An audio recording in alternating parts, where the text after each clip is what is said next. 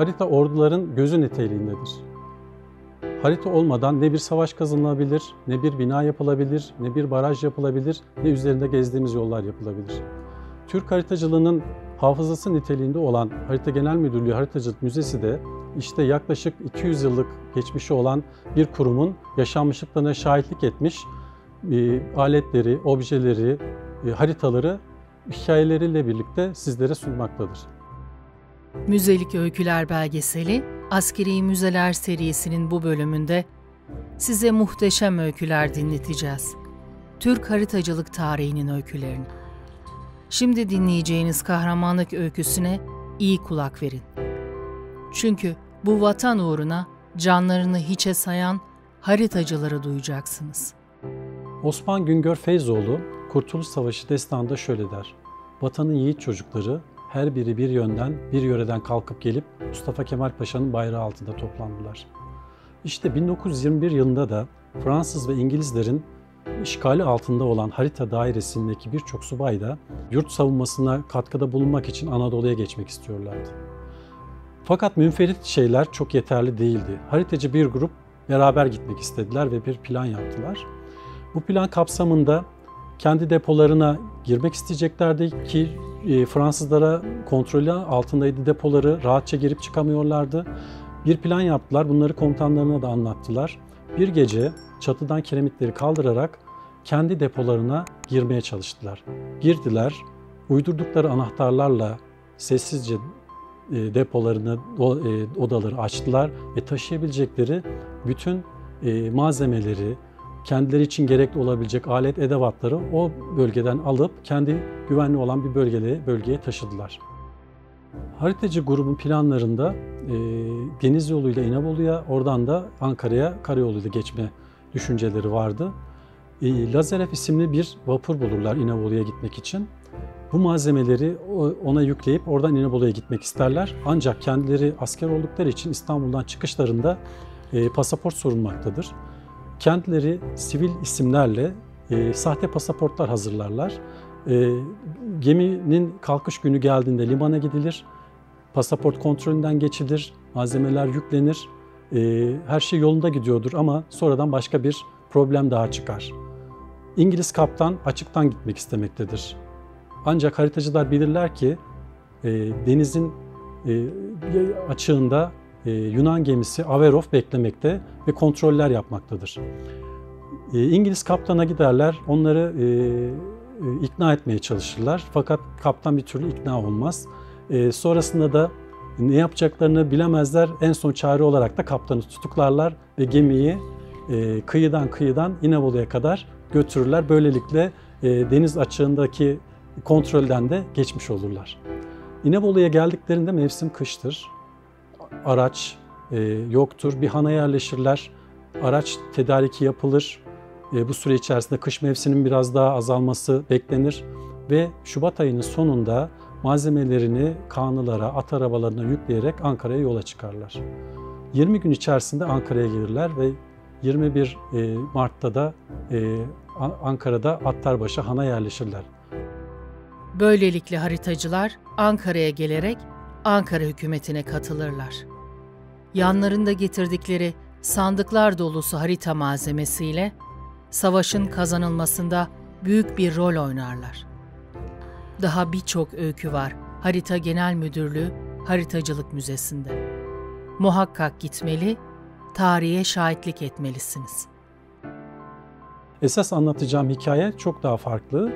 Ankara'ya geldikten sonra haritacılar Kurtuluş Savaşı'nın işte son dönemleri Büyük Taarruz'un öncesinde 1. ve 2. İnönü zaferlerinden sonra ordu malumunuz Sakarya'nın doğusuna çekilir. Sakarya'nın doğusuna çekilmek aynı zamanda ordunun o zamanki elindeki haritaların da gözü durumunda olan haritaların da gerisine çekilmek anlamına gelir. Çekildikleri bölgenin haritası vardır ama yeterli değildir. Dolayısıyla yeni bir harita üretimi ihtiyacı çıkar.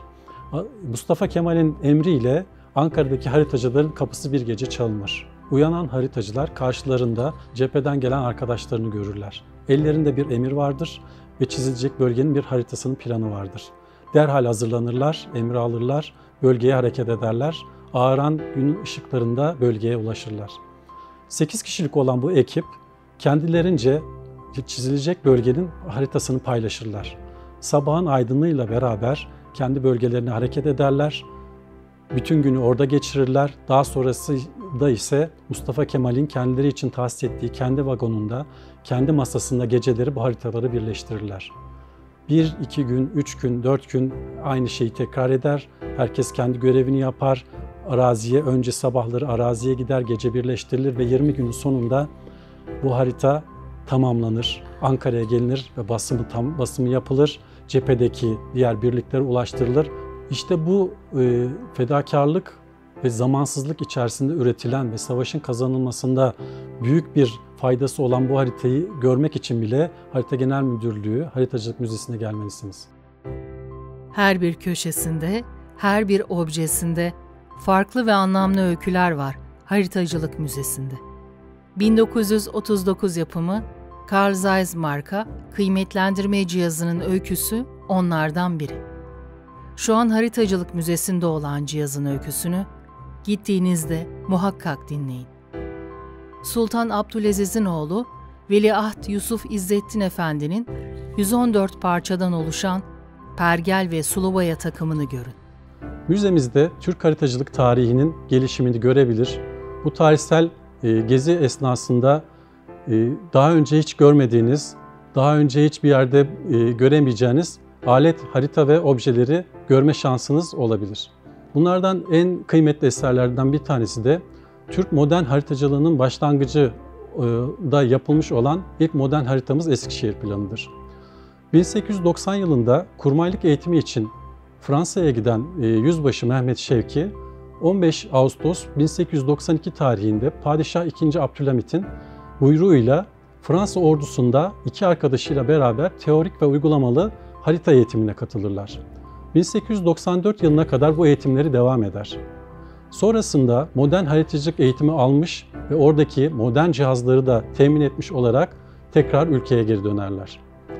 O sırada Genelkurmay Başkanlığı yeniden bir yapılanma içerisindedir. 5. Şube içerisinde Harita Komisyonu kurulur. Çünkü o döneme kadar Osmanlı Devleti'nin modern tekniklerle üretilmiş haritaları mevcut değildir. Yetişmiş bu subaylar bu komisyon içerisine katılırlar ve çalışmalara 1895 tarihinde Eskişehir'den başlarlar. Eskişehir'deki çalışma 1896 yılına kadar devam eder ve müzemizde de görebileceğiniz ilk modern haritamız hazırlanmış olur.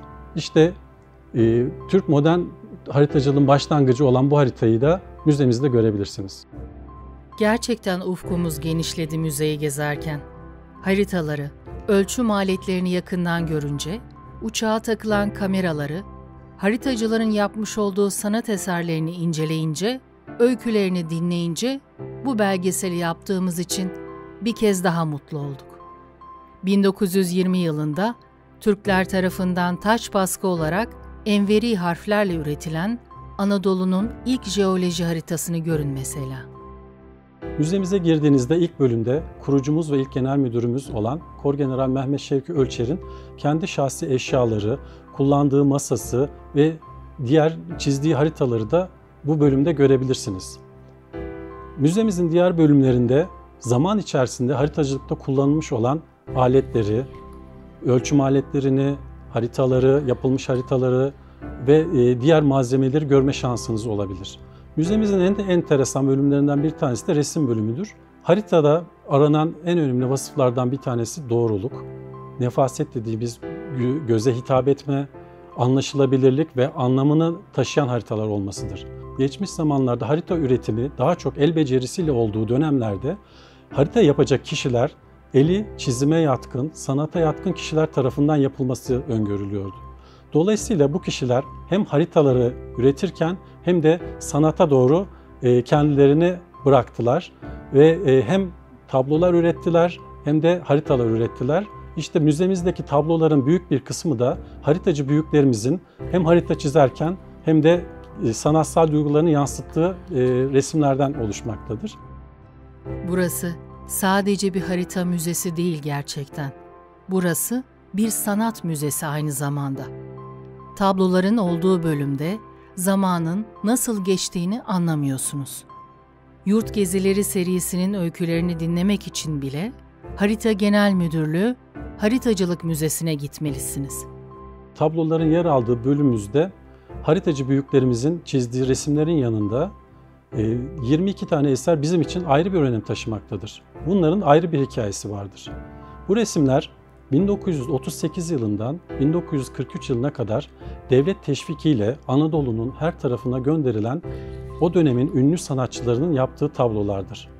Yurt gezileri kapsamında 48 sanatçı yurdun her tarafına gönderilmiş. 6 yıl içerisinde yaptığı tablolar dönem dönem sergilerde sergilenmiş. Hem sanatçılara katkı sağlanmış hem de gittikleri yerlerde bir sanatçının nasıl bir çizim yaptığını, nelere dikkat ettiğini halk tarafından görülmesi sağlanmıştır. Bunlardan yurt gezilerine de katılan Abidin Dino, Cemal Tollu, Eşref Üren gibi sanatçıların tabloları yer almakla beraber haritacı olup da ünü Türkiye çapına da yerleşmiş Adil Doğançay gibi, Ali Rıza Beyazıt gibi, Sadık Göktuna gibi ressamların da tabloları yer almaktadır. Bir haritacı olarak bu resimleri yapmaları ve Türk resim sanatına katkıda bulunmaları bizim için çok gurur verici bir şeydir. Dolayısıyla müzemizde sadece haritacıları kullandığı aletleri değil de onların yaptıkları bu sanatsal eserleri de görebilirsiniz. Hatta bir haritacı albayımızın bir kızı bir gün bizi ziyarete geldi. Dolaşırken müzede kendisi bir tablonun önünde durdu ve çok duygusallaştı. Kendisine sorduğumuzda ne oldu diye sorduğumuzda şöyle bir ifadede bulundu. Ben bu tablo yaparken babamın yanındaydım. Çok küçüktüm. Babam araziden harita çizimlerini yapıp dönerdi. Akşam da bu tabloyu yapmakla uğraşırdı. Dolayısıyla şu anda çok duygulandım diye ifade etmiştir. Müzelerin öyküleri vardır ve bu belgesel o öykülerin peşinden gider. Şimdi dinleyeceğiniz öykü tam da bu belgeselin ruhuna uygun bir öykü. İyi ki bu belgeseli çekmişiz dediğimiz bir öykü.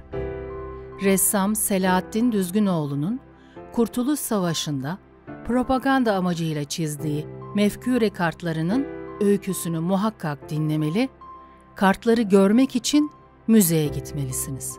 O zaman yüzbaşı olan Albay Selahattin Düzgünoğlu 1919 yılında İstanbul'dayken bu kartpostalların resimlerini çizer renkli olarak ve bunları kendisi gizli gizli savaş ortamında gizlice matbaalarda bastırır ve bunları Anadolu'nun her yerine yayma amacı güder ve bunda başarılı olur. Buradaki esas gayelerinden bir tanesi hem vatan ülküsü, yani kartlarına da verdiği isim mefkûre kartlarıdır. Vatan ülküsünü insanların üzerinde daha etkisini arttırmak. İkincisi ise basın yoluyla çok fazla kişiye ulaşılamayan savaşın gidişatını bu kartpostallar sayesinde savaşın gidişatında onları anlatmak istemiştir. 1919'dan 1922'ye kadar bu süreci devam ettirmiş ve yaklaşık 50'nin üzerinde kart hazırlamıştır. Rus ressamlardan da etkilenerek kartpostallarına da gizli mesajlar da eklemiştir. Çok dikkatli bakıldığında bu mesajları görebilirsiniz kartlarda. Bazen bir Atatürk silüeti olur, bazen bir kadın silüeti olur, bazen bir bebek silüeti olur, bazen de bir kılıç ya da bir silah silüeti olur. Bunların her birinin bir anlamı vardır. Çünkü o durumda o kartların üretildiği anı yansıtmak istemiştir Selahattin Yüzbaşı. Mefkûre kartların aynı zamanda literatürde propaganda kartları diye de geçer. Çünkü yaptığı bir propagandadır aslında. Hem vatan ülküsünü geliştirmek, insanları o savaş duygusunu, o çaresizliğinden kurtulmasını sağlamak ve hani kurtuluş için birlik beraberliği sağlamak için bu kartları yaymak amacıdır. Mefkûre kartlarının bir haritacı tarafından çizilmesi de bizim için gurur vericidir. Size bir müzelik öykü daha anlatacağım Selahattin Yüzbaşı'nın özelinde. Selahattin Yüzbaşı daha sonra savaş sonrasında bu mefkûre kartlarını da sergilemek istemiştir. 1931 yılında mefkûre kartları sergilenir. Sergi salonuna bir tane defter konulur, anı defteri için. Orada yazan bir cümle çok duygusaldır.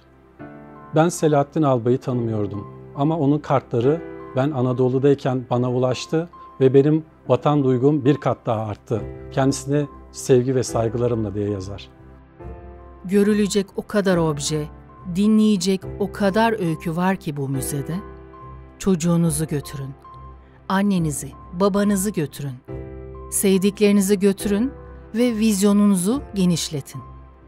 Kum, reçine ve bal mumuyla yapılmış kabartma haritaları, haritacıların piri olan Piri Reis'in haritasının Mustafa Kemal Atatürk'ün emriyle basılan ilk kopyasını, İstanbul'dan 1001 zorlukla getirilen 140 sandık harita malzemesinin bir kısmını görmek için ve bu belgesele sığmayan diğer öyküler için Harita Genel Müdürlüğü Haritacılık Müzesi'ne muhakkak gidin.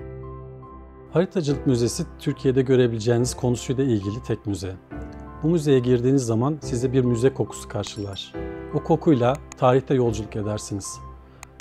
Haritacı büyüklerimizin kendilerinin bizzat kullandıkları aletlere dokunmak, onların çizdiği resimleri görmek, onların ürettiği haritaları izlemek sizler için çok farklı duygular yaşatacak.